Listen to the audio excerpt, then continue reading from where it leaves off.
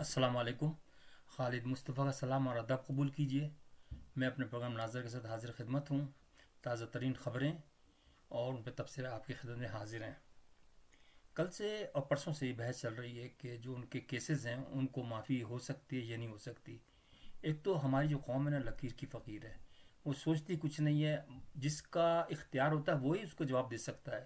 अब सब्ज़ी वाले भी कहते फिर रहे हैं कि यार माफ़ कर दो। मैं पढ़ रहा था कि यार इमरान खान ने केड़ा किया, कत्ल तो नहीं किया, माफ़ कर दो, इन्होंने सब सब केसेस माफ़ कर। ऐसा नहीं होता। जो एक मुल्क अगर आप समझते हैं ना पाकिस्तान को, तो हर एक का एक तरीका कार होता है। मैं ये नहीं कह रहा कि माफ़ ना किया जाए, लेकिन मैं बता रहा हूँ कि इस तरीके से आज सईद चौधरी साहब का एक प्रोग्राम है हालात, बहुत प्यारा प्रोग्राम है। और मैं तो बड़ा, सब लोग उनको उस्ताद समझते हैं और वाकई में उस्ताद, मैं भी उस्ताद समझता हूँ।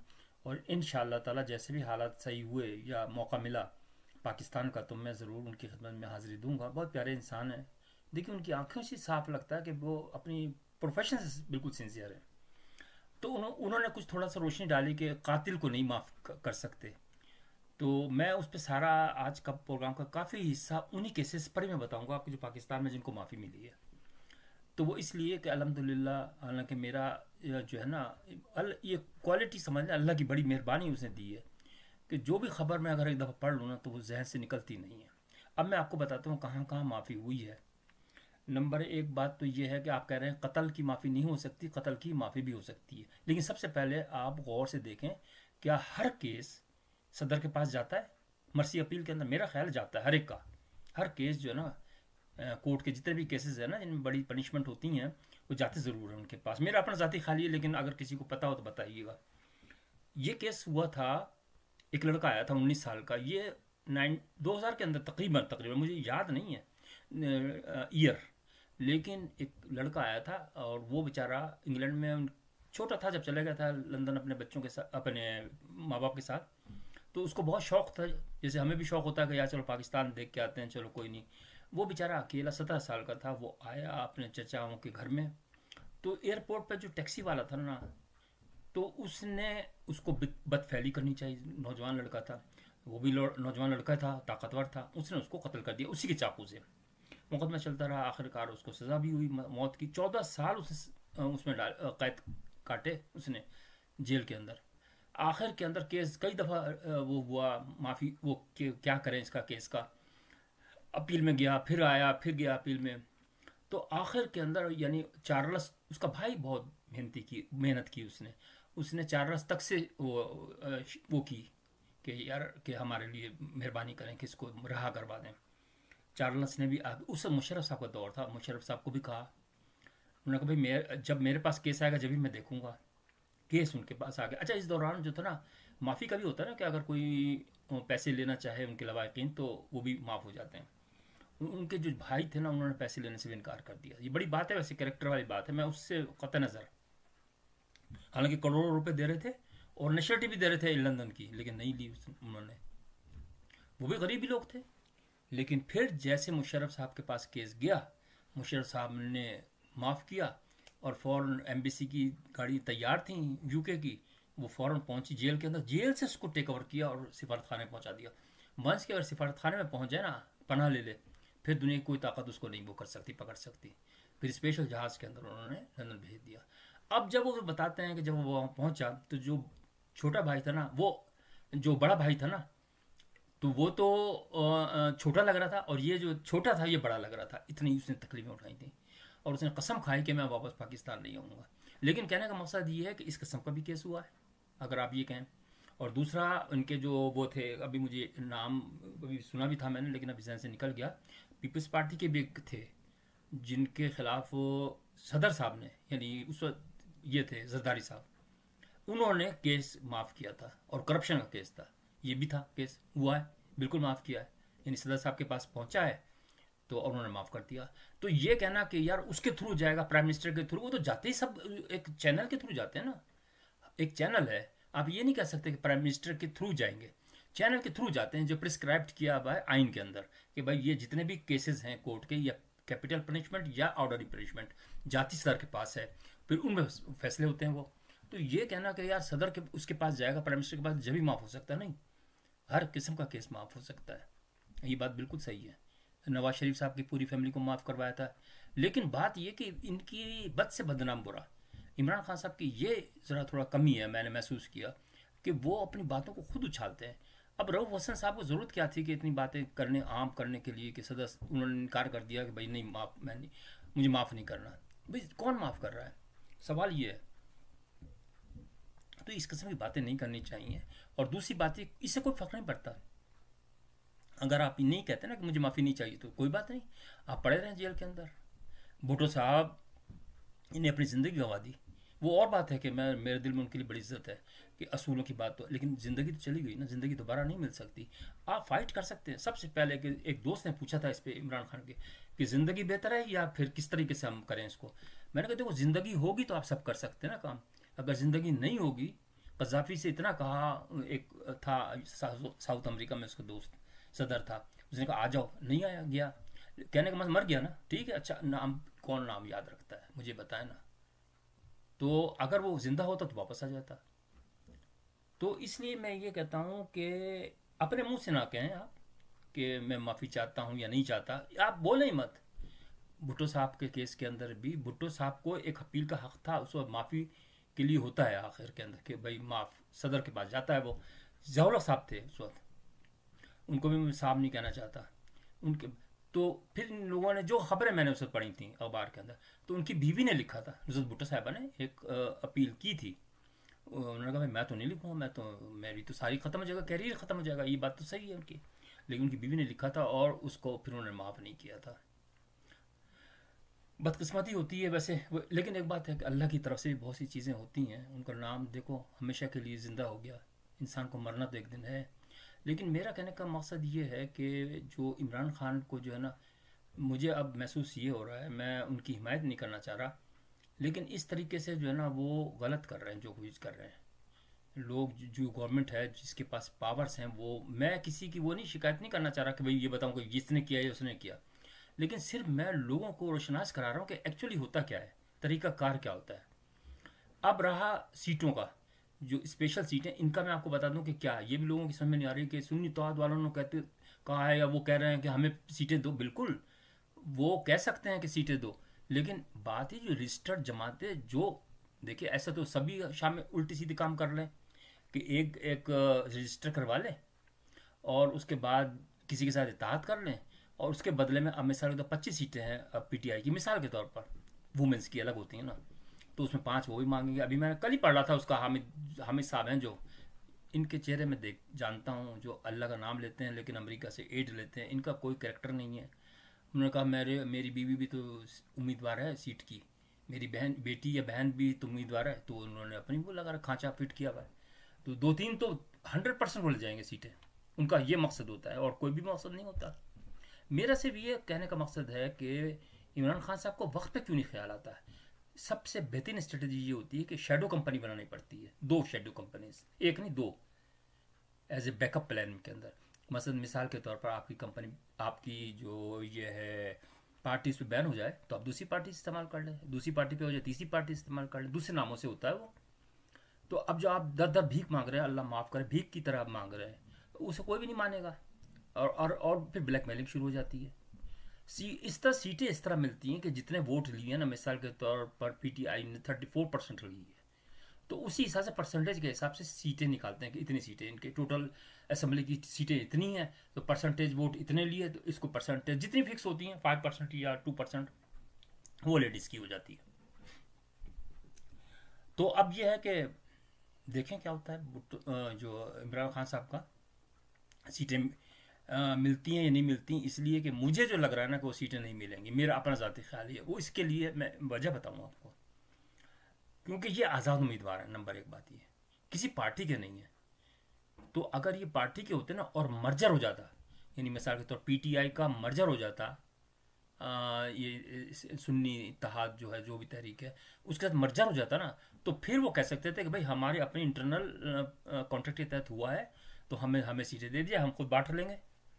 अब ये सिर्फ ये, तो वो भी कहेंगे कि भैया आपके पास तो सीट ही नहीं है, क्या आप कैसे एलिजिबल होगा कि सीटें लेने के लिए। There is problem. आज ही वो हियरिंग हो रही है, मुझे नहीं लगता कि वो मिलेंगी सीटें। तो मेरा कहने का मकसद ये है कि ये जो आप इसको जो बढ़ गया है ना, बड़ा अच्छा आदमी है वैसे, मैंने देखा, इसको लगाते आगे कि ये बातें अच्छी कर लेता है। तो इससे ज़रा थोड़ा बजाय इसके कि आपने उनको अथराइज किया हुआ है, जो अमेरिका में बैठा हुआ है बड़े मुंह वाला, क्या नाम है उसका, मेजर मेजर आदिल, और एक वो खाम खा के अंदर आप प्रोपेगेंडा हो रहा है, इससे कोई फर्क नहीं पड़ता। मैं आपको बताऊँ ना, दुनिया की हिमायत इस तरह नहीं मिलती जिस तरह आप समझ रहे हैं। आपको तो पता भी नहीं है और आपके कदमों में से ज़मीन निकाल रहे हैं। सही मंसूर अली खान साहब ने आज सही कहा कि वो तो पैसे कमाने के चक्कर में, आपको तो उनको इंटरेस्ट भी नहीं है। ये इवन वो जो डॉक्टर, जाली डॉक्टर है, वो भी अपने पैसे खड़े कर रहा है और वहाँ पहुँच के अब कभी भी नहीं आएगा। वो अपने इंटरेस्ट से, खुदा ना करे, खुदा ना करे, हम तो शायद रो भी ले, अल्लाह ना करे इमरान खान का खुदा ना करे कोई हो, हम तो रो भी लेंगे न्यूट्रल होकर, लेकिन वो नहीं रोएंगे, वो तो मुतमईन हो जाएंगे, पैसे उनका ठीक ठाक आ रहा है। तो मेरा कहने का मकसद ये कि समझो, अगर इंसान दुनिया में डील करना है तो इंसान को समझो। मैं ये नहीं कह रहा कि आप अक्लमंद नहीं हैं, आप बहुत सा, हम तो बेवकूफ़ से ही हैं, आप हमसे ज़्यादा अक्लमंद हैं। लेकिन मेरा कहने का मकसद ये प्रिलिमिनरी वर्क्स होते हैं, इनको पहले करना चाहिए कि आप ये सारे लोगों से बातचीत, भाई अगर कोई नहीं माना तो आप किससे, आप तो ऐसे रूठे हुए हैं जैसे कोई वो पता नहीं बच्ची टूट गई, शादी नहीं करना चाह रही तो वो मना ही नहीं, मन ही नहीं रही किसी से। भाई सियासत के अंदर बेसिक रूल की आप मुनफी कर रहे हैं। आप तो करना चाहिए बात, अभी भी तो करें ना। सुन्नी तहरीक कौन सी अच्छी तहरीक, मुझे ये बताएं। सुन्नी सबसे पहले नाम है, गलत इस्तेमाल हो रहा है, सुन्नी शिया का ये फसाद डाल रहे हैं, नंबर एक। नंबर दो, ये अमेरिका से मदद लेते हैं, पैसे लेते हैं, तो दोनों चीज़ें खराब हो गई, ख़त्म हो गई ना। आप सियासत के अंदर मज़हब को भी इन्वॉल्व कर रहे हैं और सियासत के अंदर पैसा भी इन्वॉल्व कर रहे हैं, करप्शन। अगर आप इतने असूलों पे चलने वाले हैं तो आप हर चीज़ को देखें। मैं ये कह रहा हूँ ना कि आपका एक पहलू जो है ना, मैंने देख लिया कि आपका एडमिनिस्ट्रेशन जो नहीं बोलता ना, वो कमज़ोर हो जाता है। इस दुनिया के अंदर सब कुछ हासिल खुद करना पड़ता है। अल्लाह ताला ने कुरान शरीफ में क्लियर लिख दिया है कि मैं उन कौमों की भी तकदीर नहीं बदलता जो खुद अपनी कौम तकदीर बदलना चाहे। कुरान में क्लियर लिखा हुआ है। उसका मतलब क्या है? उसका मतलब ये है कि अल्लाह का ऐसा कुछ भी नहीं है ताल्लुक। अल्लाह ने पैदा कर दिया, दुनिया में भेज दिया, ये बहुत फ़लसफ़ा है, मैं इस पर प्रोग्राम बनाऊंगा इंशाल्लाह ताला। लेकिन उसके बाद वो नहीं कांटेक्ट करता, अब आपने खुद वो करना है। मैं इस पर आपको बहुत प्यारे प्रोग्राम बना के दिखाऊंगा। तो अब जैसे मिसाल के तौर पर एक फ़ौजी मर गया, कोई फ़ज़ाइये का था अमेरिका का, कि जी फ़लस्तीन के अंदर जुल्म हो रहा है, मर गया तो क्या फ़र्क पड़ गया, अपनी ज़िंदगी तुमने बर्बाद कर ली। अब लोग कह रहे हैं जी वाह वाह वाह इस्लाम के लिए। अबे इस्लाम का ताल्लुक भी नहीं, कोई अपनी जान गंवा दी तो क्या हुआ, किसी पे कोई फर्क नहीं पड़ता। दूसरी आलम की जंग के अंदर लाखों आदमी मर गए थे, मुझे पता भी नहीं रैप हुए क्या क्या नहीं हुआ। इवन 47 के अंदर बेचारी औरतें लड़कियां कुओं में छलांग मारनी, किसी को क्या पता। मेरा कहने का मकसद है अपने आप को खुद बचाओ। ये दुनिया जो है ना इम्तहान है, हकीकत में इम्तहान है। तो अब ये बीच में चौराहे पे बैठ जाते हैं इमरान खान साहब, हर केस को लेके बीच में मना कर दें कि भाई एक आदमी अथराइज कर दें, आप चाहे वड़गिया को कर दें या किसी और को कर दें। वो जो आपके गौहर साहब हैं वो भी अच्छे आदमी हैं, दोनों अच्छे आदमी हैं। या उन दोनों को मिलकर एक आप ज्वाइंट वो बना दें, एक फोरम, कि भाई यही इशू करेंगे, जो भी सर्कुलर इशू करेंगे वो दोनों करेंगे। तो फिर भी आपका समझ जाएगा कि भाई हमारे मामले में अपना बोले ना, तो वो बोले, मेजर आदिल भी नहीं बोले, ठीक है अपना सियासत करें।